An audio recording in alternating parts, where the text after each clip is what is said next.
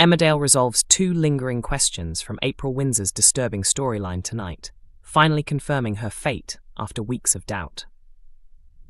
The vulnerable teenager has been terrified about possible criminal repercussions since admitting to offences she carried out while under pressure from Ray Walters and Celia Daniels.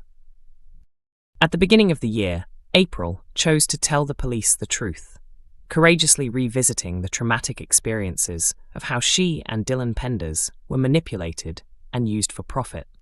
At that point, officers couldn't say whether April or Dylan would be prosecuted, sparking fears that both could end up in youth detention. In this evening's episode, DS Walsh pays a visit to April and delivers two crucial developments from the ongoing investigation. To start with, Walsh confirms that the despicable Callum Swift is finally facing justice.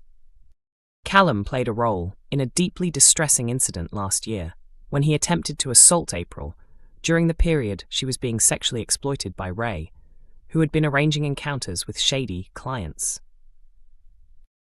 "We've now formally charged Mr. Swift with multiple offences," Walsh explains. "It's taken time, but we've finally reached this point, and he's expected to plead guilty." Turning to April's own position, Walsh reassures her, "The investigation into Ray Walters' murder is still underway, but you are not suspected of any offences connected to drugs or Callum Swift. The police and the CPS recognise that you were a victim. Thanks to the statements you and Dylan provided about the wider criminal network and those being controlled, we've been able to find girls who were being held in a flat in Leeds. We are currently arresting several men in connection with drug dealing and sexual offences." These revelations set the stage for a special episode tomorrow, centred entirely on April, Dylan and Beowulf. As the trio struggle to imagine how they can rebuild their lives after everything they endured at the hands of Ray and Celia, a deeply shaken April opens up to her stepmom Rona Goskirk, admitting she still feels she should be punished for her role in dealing drugs. Will Rona be able to help April understand that she was never to blame? A guilt-ridden Ruby delivers a devastating admission in Emmerdale, sending Cain into a furious rage. It comes at the worst possible moment for a man who is more exposed than ever, quietly fighting cancer without the support of his wife. Something as insignificant as a ribbon ended up destroying Cain's entire world. Ruby learned from Beowulf that he was searching for a ribbon that could lead him to Anya. Determined to help, Ruby took it upon herself to track it down, and in doing so unknowingly uncovered the burial sites of both Anya and Celia Daniels. Her discovery allowed Celia's twisted scheme to succeed, as Anya's body was found wrapped in a blanket carrying Moira's DNA. Put simply, if Ruby hadn't been consumed by her desperation to locate Anya, Moira may never have ended up facing accusations of double murder. When Cain learns this crucial information, he is left utterly broken. To give credit where it's due, the unpredictable former wine seller didn't realise she was searching on Moira's land until DS Walsh mentioned it within her hearing. Regardless, Ruby is now forced to live with the fallout of her actions, which has seen Moira suffering injuries in prison for crimes she did not commit, while Cain emotionally unravels. Cain has never fallen apart like this before, highlighting just how severe the situation has become. According to actor Jeff Hordley, Cain is unlikely to ever return to the man he once was, after everything that has happened. The intimidating, fearless Cain Dingle of the past has vanished, replaced by a far more fragile version who is here to stay. "I don't think we'll ever see the old Cain again," he admitted.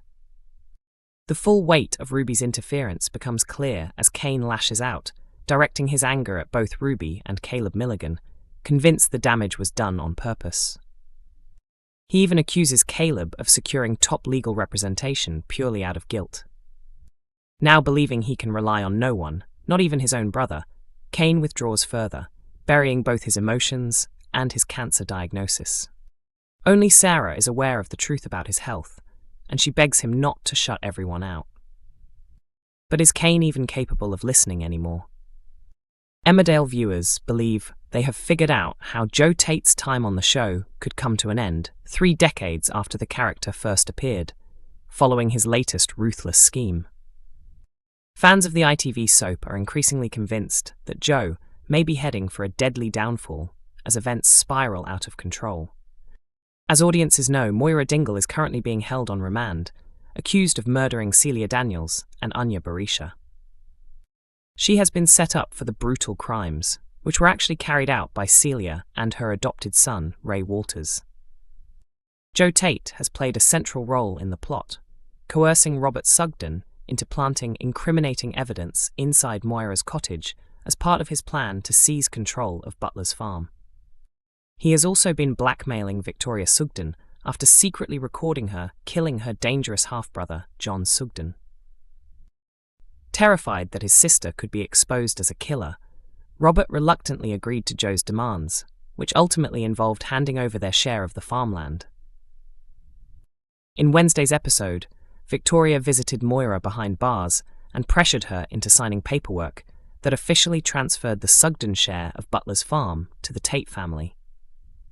Although visibly distressed, Moira eventually agreed and signed the documents. Later, back at Butler's, Robert informed Moira's husband Cain Dingle about the sale, triggering an explosive reaction. At Home Farm, Graham Foster was horrified by Joe's actions toward Moira and the Sugdens, accusing him of destroying yet another family.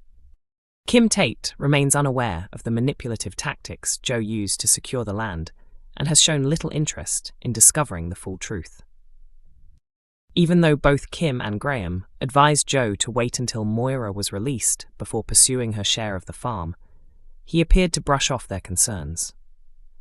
Now, many viewers are convinced that Joe's actions will come back to haunt him, with speculation growing that either Kim or Graham could ultimately take revenge. Taking to social media, one fan wrote that they hoped Graham would soon put an end to Joe. Another suggested that Joe's downfall was inevitable, while others predicted that Graham would deal with him directly.